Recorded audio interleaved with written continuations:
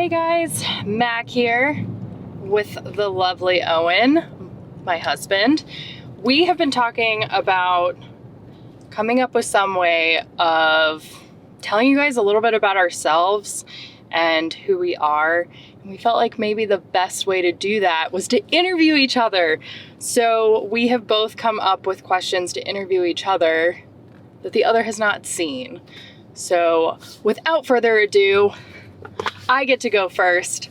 I'm going to be interviewing Owen today.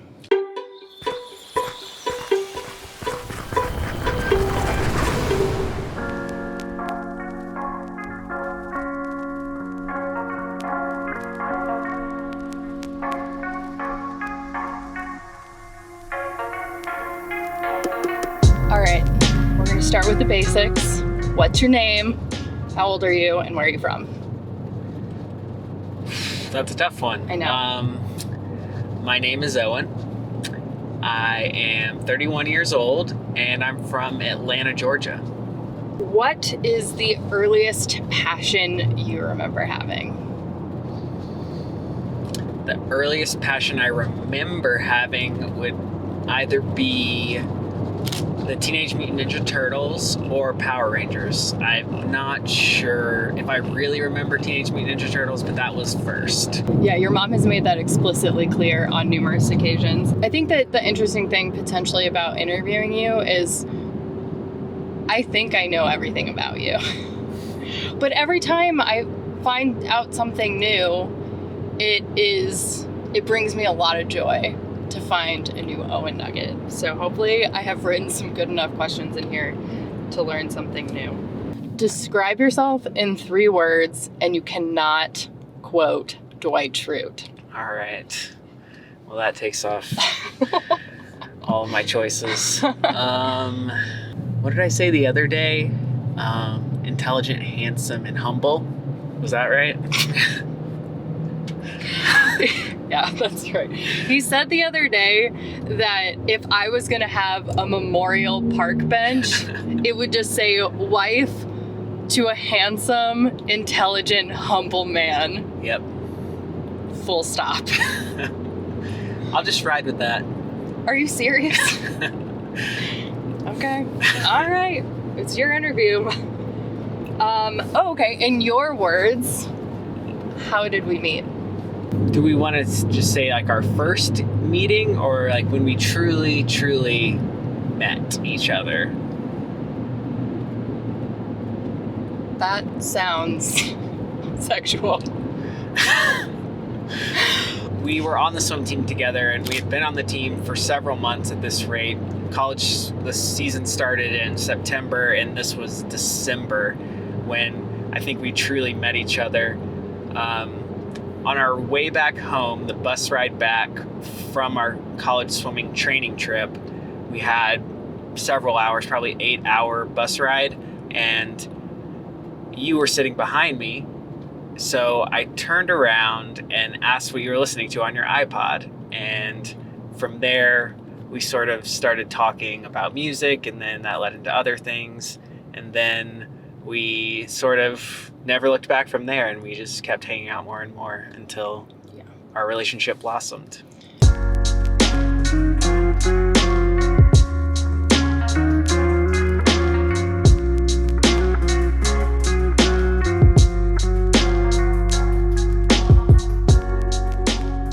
What advice would you give yourself as you are now to your post-college self? I find that very tough because I'm very happy with where I am right now. So if I change something, I'm worried that I wouldn't be where I am right now. Oh wow, that's like really nice. So If you keep working hard at motion graphics and network a whole lot so you can have a good freelance career.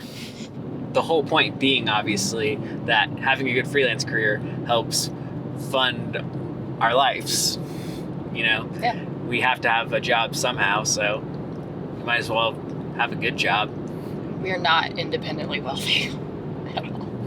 How did you get your start with living on the road? And then I guess what was your biggest takeaway from that experience? we got started living on the road right after you graduated from college in 2012. We hopped in our element at the time, and we tented for, I don't know, it was like 6 or 8 months, somewhere in that range. It's all kind of blurry, the line is, on when we stopped and when we didn't. Yeah, we did that for 6 to 8 months and just tented every night and just went all over the United States, and it was so much fun.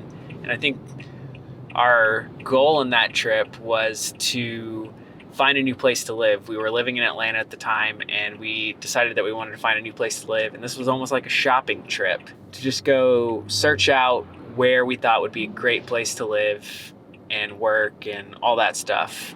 And at the end of it, what we decided, I think, together mutually was not necessarily that there was one place, but just that we really liked the movement and travel in general. And so that sort of planted the seed for what was to come in us traveling full time. Do you think that you would be traveling this way if we were not together? I guess it depends on when we broke up. Oh, I hate saying that. Because, if we broke up before, or if we were never together, then maybe I would have never had this seed planted, because we got the whole idea to do a big road trip from your parents. So if I never knew you, then maybe I would have never had that grand idea to lead me down this path. So maybe not, but if it was like tomorrow we broke up, then I think that yes, I probably would just go ahead and continue what we're doing now. Is it weird that it absolutely kills me to think about that? I think that's a good thing. Oh, I couldn't imagine. You asked the question. I know. It's because I'm curious. But I do feel that the outdoors has been, and travel in general, that's always been kind of an emphasis in our relationship. I feel like from pretty early on. That's true. I think that we kind of feed off of each other's desire to do things outdoors.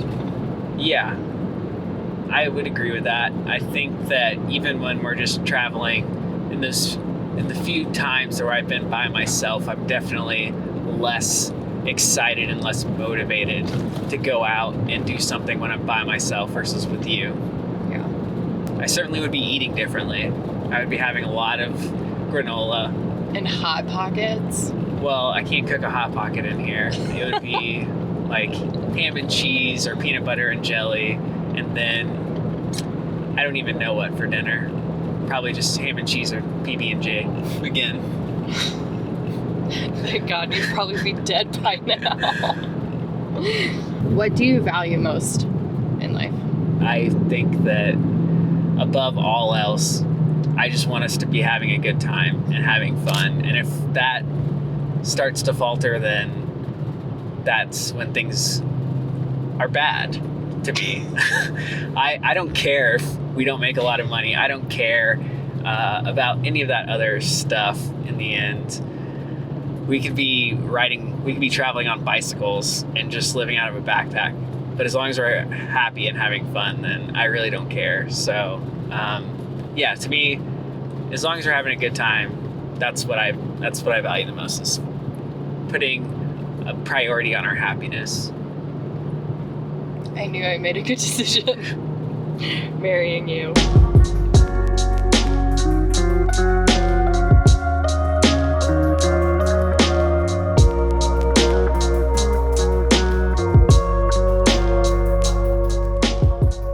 Who are the most influential and inspiring people in your life, and what have you learned from them? I think that generally speaking, the most influential people in our lives, in my life, are our families, just because, that's who we look up to. That's who we don't necessarily model our lives after, but who we look to for advice and guidance through difficult times. So I think that those are the people that probably are the most influential. The people that are inspiring me are the people that are consistently getting out of their comfort zone, whether that be traveling in foreign countries or people that are pushing their physical limitations in sports or whatever. So I think that those are typically the people that I find most inspiring. Anybody by name? Nope. Okay. Do you have any overarching goals in travel or otherwise? I kind of have one of these lined up for you. Don't give it away. Well, doesn't matter. My biggest goals in all of this is just to see as much as I can see and experience as much as I can possibly experience in the time we have allotted. I think that it's not very long, and I just want to make the most out of our time here and make the most out of our time with each other. I want us to go out and do and see things and learn and meet people and all that jazz. Any other goals? No, I'm pretty simple. I don't really have any goals. For the record, Owen is not, I wouldn't call you a super, I would say you're like driven, but you don't make these grand statements of these goals. Or Owen is very anti like New Year's resolution. I'm very anti-bettering myself. But that's also a lie. I feel like you don't like that stereotype, but what is all of this? It's the pursuit of educating yourself, and I feel like that's all in the pursuit of betterment. It's just doesn't necessarily have like a self-help book attached to it. Right. So don't ever say that again. Okay. What sparks joy for Owen? So what are the things that bring you all of the happiness that we have been discussing? I think that seeing Luna out on walks and climbing on rocks is something that really sparks joy in me. I really do enjoy having her around and seeing her flourish in her new settings that are constantly changing. I think that when we do something or find something that's pretty off the radar, I think that those types of experiences where we can really immerse ourselves in something and also be the only ones around are the types of experiences that I really do enjoy as well. And what I really like those are the ones that I will go far out of our way to do. You know, when we were rock climbing all the time, that was always something that really made me happy. And specifically seeing you succeed in things is always something that sparks joy in me and a sense of pride, even though, you know, it's not my accomplishments. But that's always been something that has made me really happy.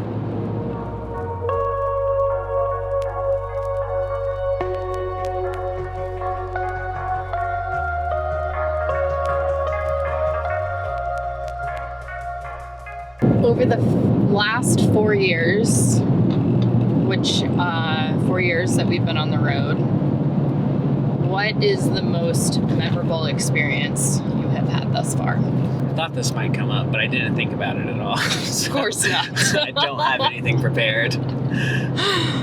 I'm sure that I'm forgetting so many things that have happened. I think the most memorable experience is probably... I was going to say one thing, and then halfway through the sentence, I thought of something else. Okay. The John Muir Trail. Oh, yeah, duh. Is the most memorable experience for me. Those 15 days of hiking are very much like one of the best things we've done. It was just amazing. It's just so different from what we... Yeah, absolutely. Do. And it was one of those things where we put ourselves out of our comfort zone for 15 days. We were hiking a high elevation for long distances over long periods of time. and it was a chance to be away from all their responsibilities and just focus on a singular goal, and it was fantastic. Do you, knowing how, I would venture to say profound of an experience as the John Muir Trail was, is there any other kind of thing like that on the horizon for you? Not necessarily something that we have plans for, but maybe something that you want to pursue doing that is of a similar magnitude? Honestly, I don't think I do. Well, Jeez. Sorry. You all right, Luna? Yeah, she's asleep. But yeah, I guess that's kind of unfortunate that I Well, no, don't have anything of that scale planned right now, or even like in my head at the moment. I think that needs to change then. Because I think that having goals makes stuff like that happen. That's true. So, Gotta manifest it. where do you see yourself in the future? Hopefully still married to me is just in there somewhere. I guess. I think that in the future, for now, I see us continuing to travel. You know, I don't like to plan too far out. So as far as concrete things, I don't have that, because I like for us to have some spontaneity and not be not be like held to something or feel like we're required to do something if we change our minds. So I think just generally speaking, I see us continuing to travel and just continuing to push our own limits on, you know, whether it's getting out of our comfort zone as far as where we're traveling or how we're traveling or whatever. Just, continuing to travel and push our limits is kind of where I see the future. In your experience, what is the pulse of the world? The pulse of the world. Wasn't this like on a TV show or It something? was not on a TV show. It What was in was a it? book. Oh yeah, that's right. It was the It's in a Drive book. Nacho Drive book. Drive Nacho But it was Drive. 927 Days of Summer or Yeah, something. it was at the very end of they essentially circumnavigated the world in a van again. If you have not read those two books, I highly recommend them. And I felt like it didn't feel like that like deep of a question, and until I guess you read the answer that they give, to me it's a very insightful way of just, in your experience, like, what is it like out there in the world? Yeah, I think it's a good question. Unfortunately, I don't have the sort of global... No, of what you've experienced. I know, I'm just saying, unfortunately, I can't give as good of an answer for the pulse of the world. I can only Your give, world. you know, that small amount. And I think that what I have found is that people in the world are nice and kind, no matter what they believe or who they voted for, no matter how different we think we are. I think in the end, we're a lot more alike than we are different. And we've been on the receiving end of so much kindness from so many people, and so many people that, you know, we would have never met otherwise. And, you know, if we just saw them on the street, we probably would have never talked to them. But certain circumstances have made us be introduced to these people, and they've become friends. They've helped us out in times of need. It's just, I think that in the end, people are always looking at our differences, and I think that it just doesn't matter. And I think that my pulse of the world is that people are nice and kind, and that's what we should be focusing on. Is that the last question? That was my last question. Wow, that's like perfect timing. We're 360 feet from camp. Well, I just wanted to ask you if you had anything to add. I did want to just kind of circle back to the whole thing on us just being happy and just pursuing what I think is important to us. And that is just, you know, quality of life. And I think that we've done a pretty good job of that. like I said, we might not make the most money or anything like that, but I don't think that that's how we measure our own success. And I think that in a lot of cases, it's not the best way to measure success. It's really more just about your own personal feelings and if you're happy. And I think that generally speaking, we succeed at that. And that's all I got. You did good. I'm proud. Thank you. Thanks for watching. We'll see you down the road.